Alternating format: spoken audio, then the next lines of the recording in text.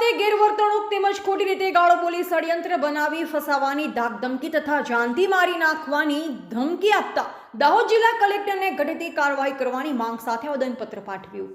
તારીખ 11/12/2023 રોજ Swami Vivekananda education trust Dahod સંચાલિત સ્વામી વિવેકાનંદ અનુદાનિત નિવાસી પ્રાથમિક શાળા લીલવા દેવા શિવશક્તિ એજ્યુકેશન ટ્રસ્ટ દાહોદ સંચાલિત શિવશક્તિ આશ્રમ શાળા લીલવા દેવા ખાતે કાર્ય છે, જેમાં પત્રકાર ખંજનાબેન ડામોર, હિતેશભાઈ પ્રજાપતિ, દીપકભાઈ લબાના, મુર્તજાભાઈ પીપલિયા જેઓએ લોકચર્ચાના માધ્યમથી જાણ્યું હતું કે ઉપરોક્ત જણાવેલ બે સંસ્થા એક જ કેમ્પસમાં ચાલે છે, જેમાં બાળકોને જે ઓરડામાં અભ્યાસ કરાવે છે તે જ સ્થળે રહેવાનું તેમજ ઊંઘવાનું થાય છે, જેમાં ઘણા ઓરડાઓમાં બાળકોને બેસવા માટે બેન્ચીસની વ્યવસ્થા નથી અને આવી કડકડતી ઠંડીમાં ગરીબ આદિવાસી તેમજ અન્ય આર્થિક તેમજ સામાજિક રીતે પછાત વર્ગના બાળકો નીચે પાથરણા પાથર્યા વગર જ અભ્યાસ કરે છે અને જે તે સમયે શાળાના ઘણા બાળકો પાસે ગણવેશ તથા આવી શિયાળાની કડકડતી ઠંડીની ઋતુમાં સ્વેટર પણ પહેરેલ ન હોય તેવું જાણવા મળ્યું।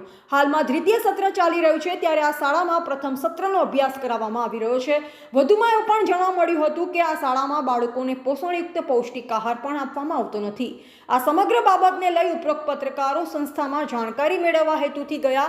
તેઓને સંસ્થાના ટ્રસ્ટી મુકેશભાઈ ઉર્ફે રાકેશભાઈ મોતીસિંહ માળી દ્વારા ટેલિફોનિક ધાકધમકીઓ આપવામાં આવી અને કહેવા લાગ્યા હતા કે મને હુતેલો જગાડ્યો છે, અમે પણ ઘણી બધી ખોટી સ્ટોરી ઊભી કરી શકીએ છીએ, આમાં પોલીસવાળા પણ ફિરાકમાં છે, ડીવાયએસપી સુધીની પ્રોસેસ કરી દીધી છે।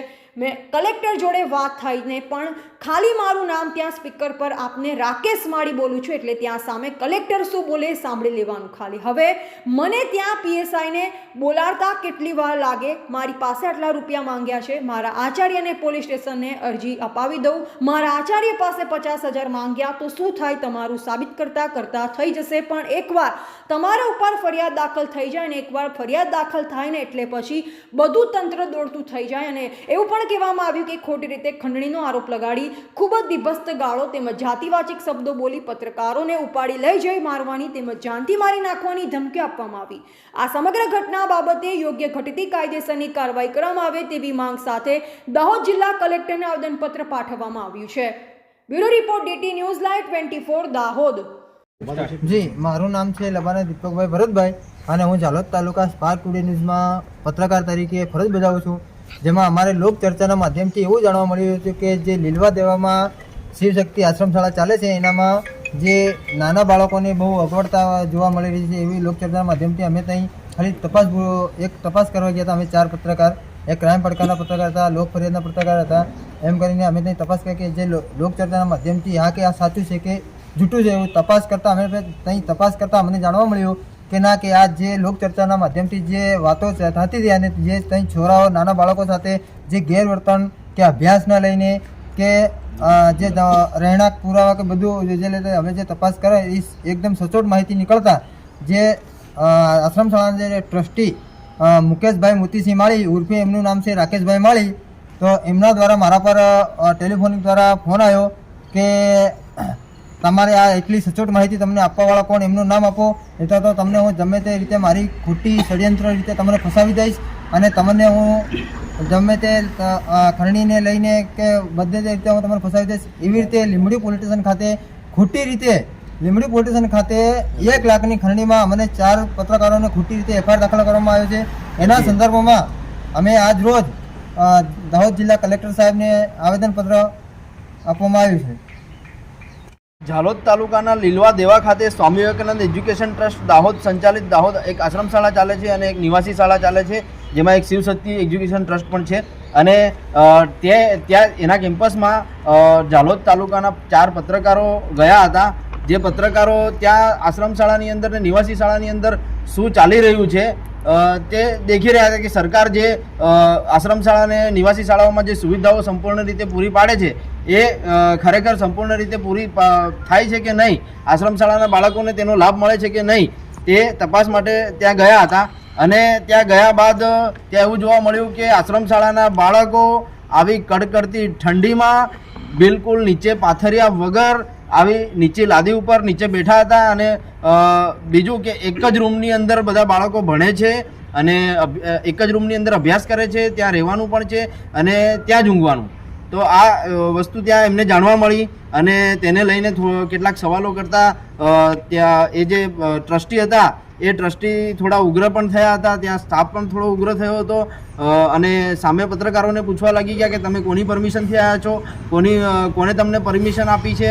અને એ ઘટના તમામ બન્યા બાદ પત્રકારો બધા પોતપોતાના ઘરે જતા રહ્યા હતા. પણ પછી એના બાદ ટેલિફોનિક રીતે ફોન આવે છે એક પત્રકાર ઉપર અને તેને ધમકી આપવામાં આવે છે.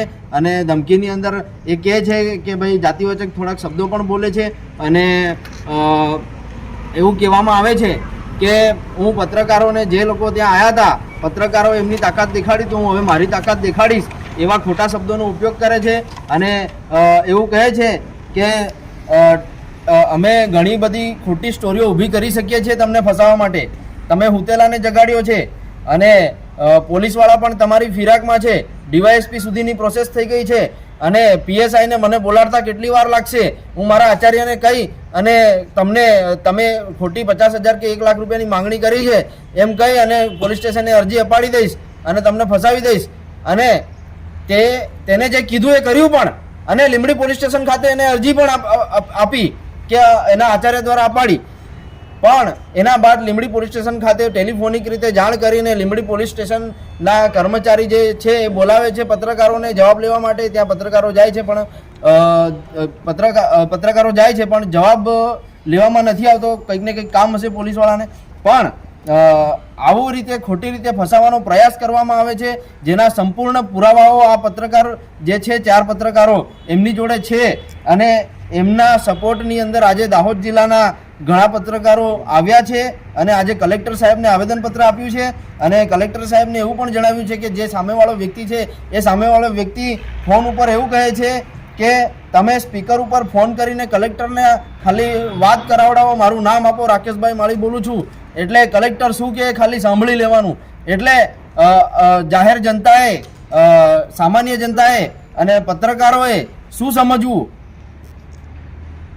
તો અમે લોકો કલેક્ટર સાહેબને આવેદનપત્ર આપીને આ તમામ બાબતની જાણ કરી છે કે આવી રીતે કલેક્ટરનું પણ નામ લીધું છે, ડીવાયએસપીનું નામ લીધું છે, પીએસઆઈનું નામ લીધું છે. તો શું બધું મેળાપીપણામાં તો નથી ચાલતું ને? આ તમામ પ્રકારના જે ઘટના બની છે એને લઈને આજે આવેદનપત્ર આપ્યું છે. અને અમને તંત્ર ઉપર પૂરેપૂરો વિશ્વાસ છે કે તંત્ર આવું ખોટું કાર્ય ના કરે અને તંત્ર કાયદેસરની કાર્યવાહી કરશે. અને એમાં જો પત્રકારોની ભૂલ હોય તો પત્રકારો પર એક્શન લે તો અમને કોઈ વાંધો નથી, પરંતુ જો સામેવાળાની ભૂલ નીકળી તો એમના પર પણ એક્શન લેવામાં આવે તેવી અમારી લાગણી અને માંગણી છે.